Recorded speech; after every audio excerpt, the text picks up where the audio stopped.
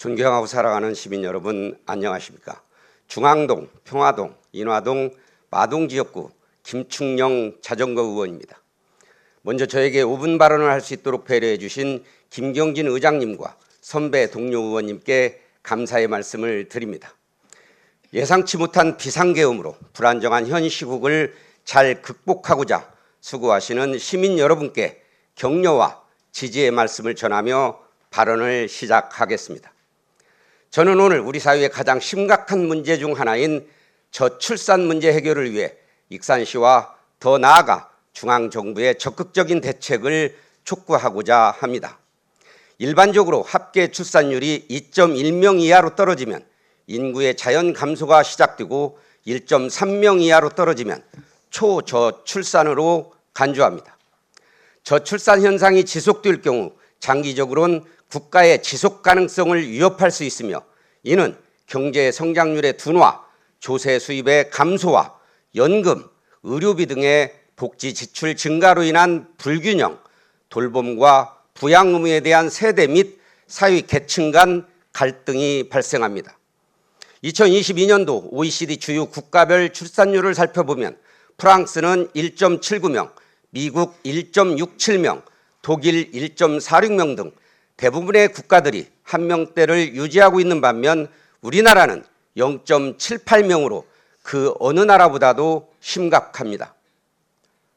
정부는 2006년부터 2021년까지 약 280조 원을 투입하여 출산 장려금 지급, 보육 지원 확대, 일가정 양립 지원 등 여러 정책들을 추진했습니다만 매년 발표되는 합계 출산율은 나아질 기미조차 보이지 않고 있어 수많은 예산을 투입한 것에 비해서는 그 성과가 너무 미흡한 실정입니다.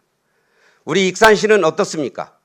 우리 익산시의 2023년 합계 출산율은 0.7명으로 같은 해 전국 합계 출산율 0.72명보다 낮고 전북의 0.78명보다 낮은 심각한 수준입니다. 우리 익산시는 아이가 태어나면 익산이 키운다며 출산 장려금, 다둥이 사랑 지원금, 육아용품 구입비 지원, 아이돌봄 서비스 지원 사업 등 16개의 시비 사업을 실시하고 있습니다. 그럼에도 불구하고 2024년 익산시 사회조사 결과 보고서에 의하면 익산 시민들이 생각하는 저출산의 원인으로 38.6%가 경제적 어려움을 가장 많이 응답하였으며 29.1%는 자녀 양육의 어려움을 꼽고 있습니다. 또한 대통령 직속 저출산 고령사회위원회에서 발표한 2024년 인식조사 결과를 보면 남녀 모두 소득 증가와 자유로운 육아휴직, 재택근무 등 육아시간 지원 증가 시 출산 의향이 증가하는 것으로 나타났습니다.